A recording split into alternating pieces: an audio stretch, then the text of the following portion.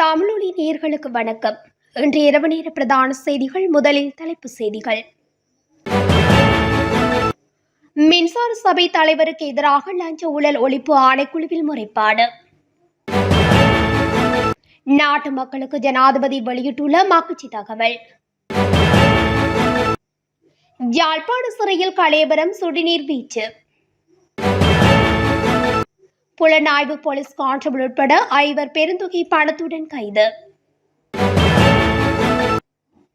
தமிழர் பகுதியில் 2 காவாலிகளை தூக்க கொழும்பிலிருந்து வந்த விசேட குழு. விரைவில் இந்தியா இலங்கை படகு சேவை ஜனாதிபதி அனுர உறுதி. உள்ளூராட்சி மன்ற தேர்தல் அஞ்சல் மூலம் வாக்களிப்பு திகதிகளில் மாற்றம். இரத்த கரையுடன் மீட்கப்பட்ட இளைஞனின் சடலம். தொடர்பான விரிவான செய்திகள். இலங்கை மின்சார சபையின் தலைவர் திலக் சியம்பலாபட்டியவுக்கு எதிராக லஞ்ச மற்றும் ஊழல் ஒழிப்பு ஆணைக்குழுவில் முறைப்பாடு ஒன்று மேற்கொள்ளப்பட்டுள்ளது. மின் பாவனையாளர் சங்கம் என்ற அமைப்பு இந்த முறைப்பாட்டை மேற்கொண்டுள்ளது. திலக் சியம்பலாபட்டிய நீண்ட காலமாக தனியார் மின் உற்பத்தி நிலையம் ஒன்றை நடத்தி வருகின்றார். அவர் மின்சார சபையின் தலைவராக பொறுப்பேற்ற பின்னரும் குறித்த நிறுவனம் மின்சார சபையின் ஒப்பந்தங்களை மேற்கொண்டு வருகின்றது. மின்சார சபையின் தலைவருக்கு சொந்தமான தனியார் நிறுவனம் மின்சார சபையுடன் ஒப்பந்தங்களை மேற்கொள்வது மோசடியான செயற்பாடாகும் என்றே மின் பாவனையாளர் சங்கம் குறித்து முறைப்பாட்டை மேற்கொண்டுள்ளதாக தெரிவிக்கப்பட்டுள்ளது. எதிர்வரும் ஜூன் மாதம் முதல் மேலும் 4 லட்சம் குடும்பங்களுக்கு அஸ்வஸ்ம கொடுப்பனவை வழங்க அரசாங்கம் தீர்மானித்துள்ளதாக ஜனாதிபதி அனுரகுமார திசாநாயக்க தெரிவித்துள்ளார். மன்னாரில் இன்று இடம்பெற்ற மக்கள் சந்திப்பில் கலந்து கொண்டு உரையாற்றும் போதே ஜனாதிபதி இதனை குறிப்பிட்டுள்ளார். வடக்கில் இடம்பெற்ற யுத்தம் காரணமாக மக்களின் காணிகளை அரசாங்கம் சுவீகரித்து சில வீதிகளை மூட வேண்டிய நிலை ஏற்பட்டது. இந்நிலையில் தேசிய மக்கள் சக்தி இனப்பிரச்சினைகளை எல்லாம் தீர்த்து மக்கள் சுதந்திரமாக தமது பணிகளை மேற்கொள்ளக்கூடிய நாட்டை உருவாக்கும். மேலும் வடக்கு மாகாணத்தில் வீதிகள் அமைப்பதற்காக நிதி ஒதுக்கப்பட்டுள்ளதாக கூறிய ஜனாதிபதி வடக்கில் தென்னை செய்கைக்காகவும் அதிக அளவு பணம் ஒதுக்கப்பட்டுள்ளதாகவும் அனுர குறிப்பிட்டுள்ளார். யாழ்ப்பாண சிறைச்சாலையில் 2 கைதிகளுக்கு இடையில் ஏற்பட்ட வாய்த்தர்க்கம் சுடுநீர் வீச்சில் முடிவடைந்தது. சிறைச்சாலையில் நேற்று கைதிகள் 2 சிறைச்சாலை சமையற்கூடத்தில் வாய்த்தர்க்கத்தில் ஈடுபட்ட வேளை ஒரு கைதி மற்ற கைதியின் மீது சுடுநீரை வீசியுள்ளார். சுடுநீர் வீச்சுக்கு இலக்கான கைதி காயமடைந்த நிலையில் வைத்தியசாலையில் அனுமதிக்கப்பட்டுள்ளார்.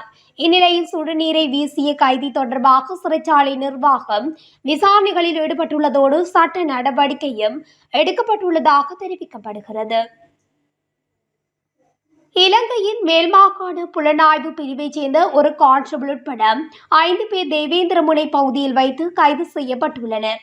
இன்று அதிகாலை இவர்கள் கைது செய்யப்பட்ட நிலையில் சந்தேக நபர்கள் சுமார் 30 மில்லியன் ரூபாவை வைத்திருந்தமை கண்டறியப்பட்டுள்ளது.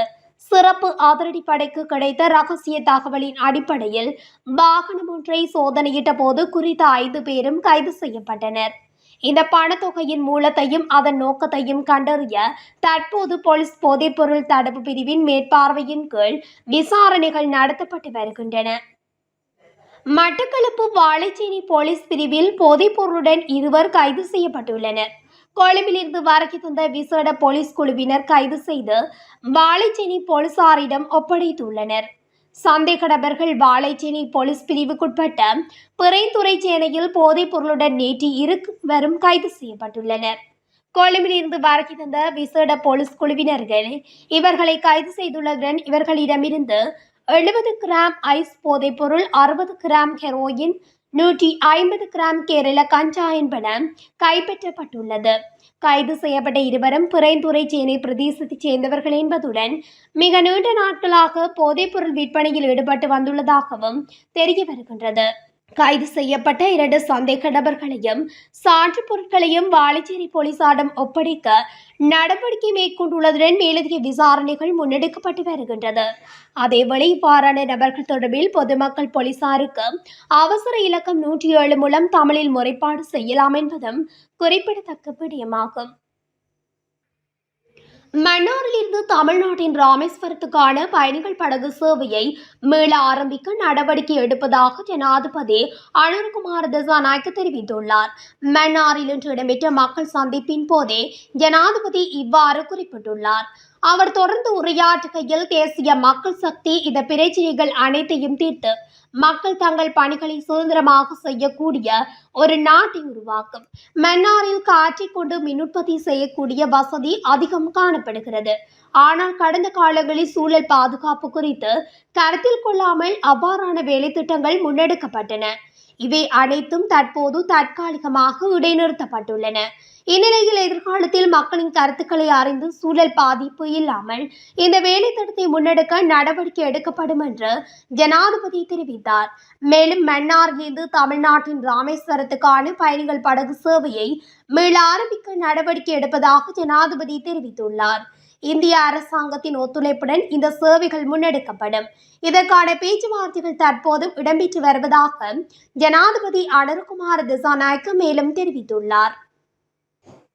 எதிர்வரும் 22ஆம் தேதி ஆரம்பமாகவிருந்த உள்ளூராட்சி மன்ற தேர்தலுக்கான அஞ்சல் மூல வாக்களிப்பு சில தினங்களுக்கு பிற்போடப்பட்டுள்ளது.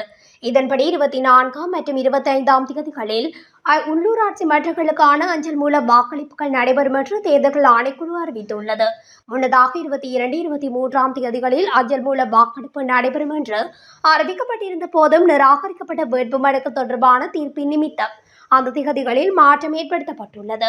எனினும் அஞ்சல் மூல வாக்களிப்புக்காக ஒதுக்கப்பட்ட மேலதிக நாட்களான 28ஆம் மற்றும் 29ஆம் திகதிகளில் மாற்றம் ஏற்படுத்தப்படவில்லை என்றும் தேர்தல் ஆணைக்குழு அறிவித்துள்ளது.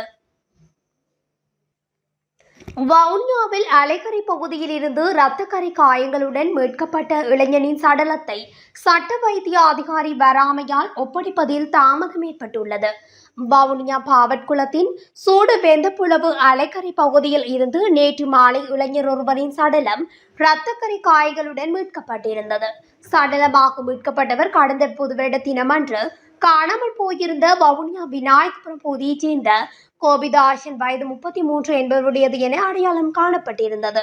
குறித்த சடலத்தை நேற்று மாலை பார்வையிட்ட பதில் நீதவான் ஆண்டன் புனித நாயகம் சடலத்தை உடற்கூற்று பரிசோதனைக்கு உத்தரவிட்டதுடன் இது தொடர்பான துரித விசாரணைகளை முன்னெடுக்குமாறும் போலீசாருக்கு உத்தரவிட்டிருந்தார். வவுனியா வைத்தியசாலையின் பிரேத அறை குளிரூட்டிகள் படுத்தடைந்த நிலையில் காணப்படுவதால் குறித்த சடலம் செட்டிக்குளம் வைத்தியசாலைக்கு அனுப்பி வைக்கப்பட்டது. இந்நிலையில் வவுனியா வைத்தியசாலையின் சட்ட வைத்திய அதிகாரி வராமையால் சடலம் உடற்கூற்று பரிசோதனை மேற்கொள்ளப்படாது செட்டிக்குளம் வைத்தியசாலையின் பிரேத அறையில் தொடர்ந்து வைக்கப்பட்டுள்ளதாக இறந்தவரின் உறவினர்கள் தெரிவித்துள்ளனர். இத்துடன் தமிழொலியின் இன்று இரவு நேர பிரதான செய்திகள் நிறைவடைகின்றன. தொடர்ச்சியாக செய்திகளை அறிந்து கொள்ள தமிழொலி ஊடகத்துடன் இணைந்திருங்கள். நன்றி, வணக்கம்.